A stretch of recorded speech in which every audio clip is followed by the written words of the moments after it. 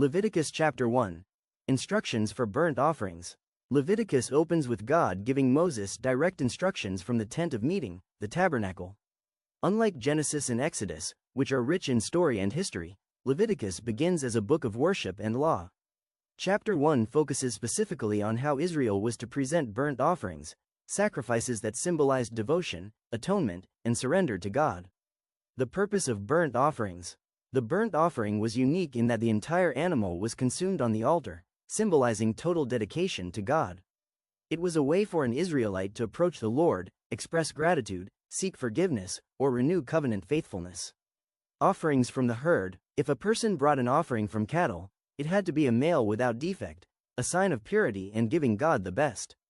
The worshipper would bring the animal to the entrance of the tent of meeting, lay their hand on its head, a symbolic act of identification and transfer of sin, and then slaughter it before the Lord. The priests would collect the blood and sprinkle it on the sides of the altar. The animal was then skinned and cut into pieces. The priests arranged the wood on the fire and placed the parts of the animal, including the head and fat, on the altar.